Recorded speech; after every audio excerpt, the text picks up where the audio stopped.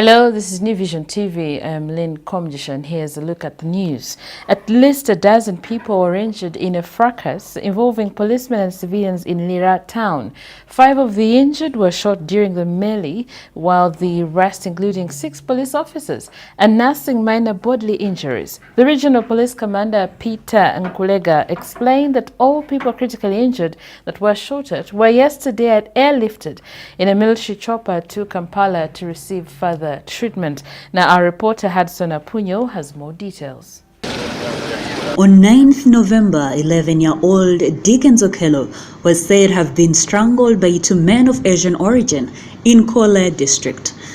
The 2 men are currently being held at Kole Central Police Station under CRB 318/2018 on allegations of killing the primary 3 pupil of Alito Primary School who was on his way back home from school together with his elder sibling.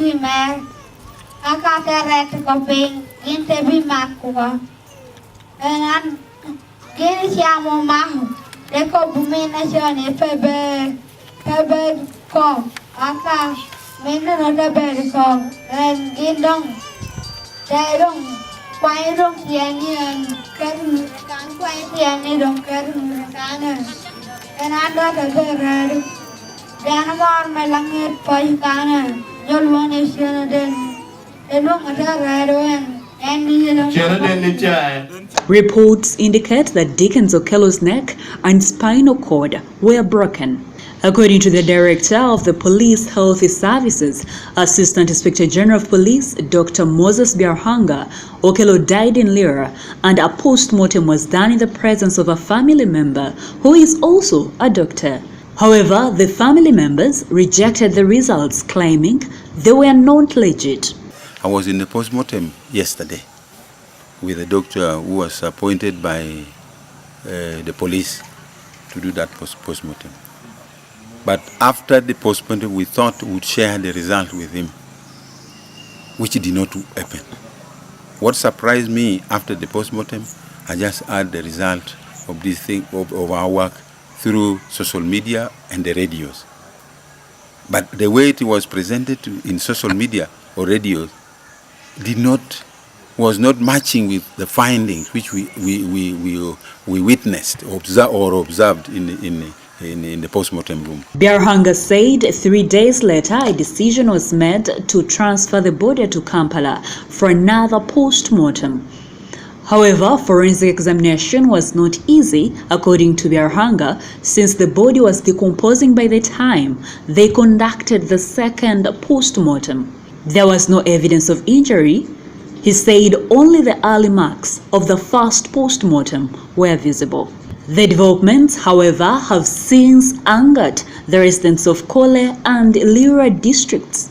Protests in the town of Lira have been witnessed and shops belonging to Indians have been closed. The fracas in Lira town followed the burial of Okello 1.5 kilometers from Alito sub-county in Kole district on Saturday afternoon at their home in Dongogudu village.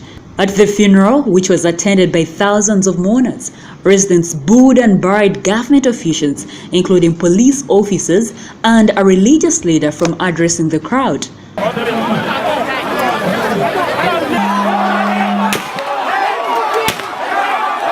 12 To enable the officers' escape, their escorts fired several live bullets in the air, and the officers escaped from the burial ground, but some irate mourners followed the officers up to a little sub-county and a trading center where the officers had temporarily camped. The police opened fire and 3 people were seriously injured.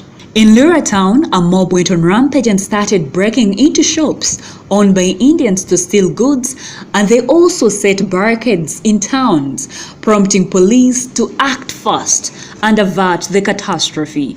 Heavy gunfire was heard in Lira as police battled with the rioters up to around 3 a.m. on Saturday. Reinforcement was called in from neighboring districts and Kampala. The Defense State Minister Charles Okello Engola went on radio and called for calm. He also ordered the police and the army to stop firing and return to the barracks. Some officers were, however, deployed at strategic shops owned by Indians. On Sunday morning, the Defense State Minister visited the injured people, and since they were receiving inadequate attention from Lira Regional Referral Hospital, he called in the military chopper to transfer them to Mulago National Referral Hospital for better treatment. Engola has since visited the Indian community at their residence at Ojok Okulo House on Aduka Road in Lira Municipality and assured them of maximum security. Now, even though Okello was buried, government pathologists have not yet pronounced the cause of Okello's death, since the report on the cause of the death has not been released. This report was compiled by Hudson Apunyo in Lira for New Vision TV.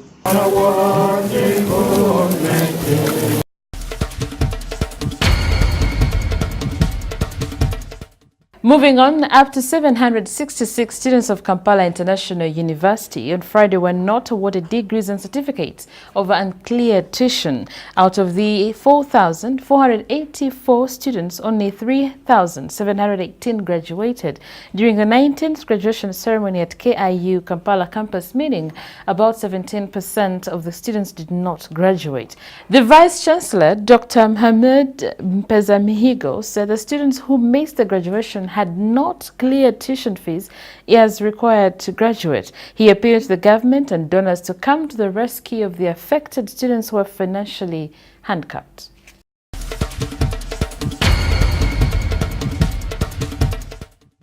In sports news, Patrick Kadu was until the 72nd minute of the Uganda-Cape Verde Nations Cup match just like any other ordinary striker.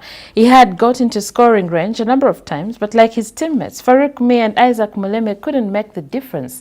KCCA supporters at Nambole qualification match insisted that his undoing was an ineffective midfield. Then Kadu's teammate at KCCA, Alan Chambade, came on for Muleme in the 65th minute and everything changed. With 19 minutes left, Chambade passed to Godfrey Walusimbi, whose cross from the left had Kadu swiftly positioning himself to head in. Uganda went ecstatic as it celebrated its second consecutive qualification for Africa's biggest competition. For Kadu, the aftermath was simply overwhelming. He celebrated with tears of joy. It was a glorifying turn to a player who began his career in Luzira United before joining Maroons. It was in Maroons that he scored big in the big league to capture KCCA coach Mike Mutebi's eye in 2016 with Geoffrey Serunkuma, Derek Nsibambi, and later Shaban Mohamed at Lugogo. Kadu had to fast wait to get regular playing time. Kadu now only gets better. What better initiation into the exclusive club of historic strikers than a goal in a decisive qualification game? True, we have another match to wind up the qualifiers, but who would want to bear the pressure of getting a result from Tanzania's fortress, the National Stadium in Dar es Salaam?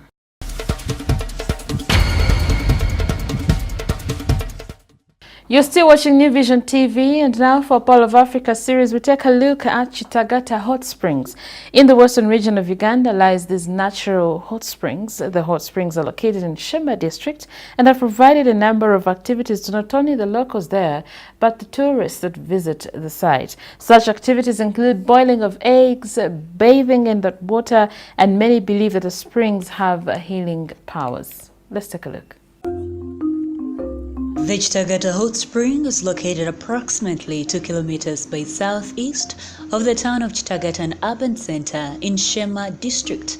The spring is divided into two, and one part is believed to have been used by the former king of Ankole, giving it its name Echomgabe, or belonging to a king. And the other spring is believed to have healing powers, and known as Mulago, named after Uganda's largest national referral hospital. The activities that take place here are bathing from the warm water, boiling of eggs by the locals, and also getting drinking water, since there is no need for a boiling. The water is said to warm up to 80 degrees Celsius. These springs have become a must-visit to Ugandans visiting the district for the first time, and also tourists from outside world.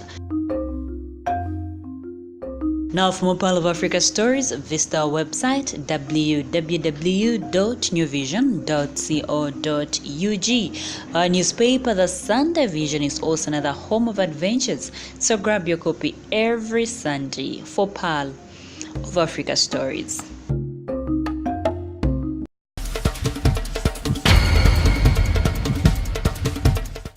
And that's all we had for you. Thank you for watching. Be sure to catch more of your updates on your mobile, on your desktop, on your tablet, anywhere on the go by visiting www.newvision.co.ug. I am Lynn Komjisha.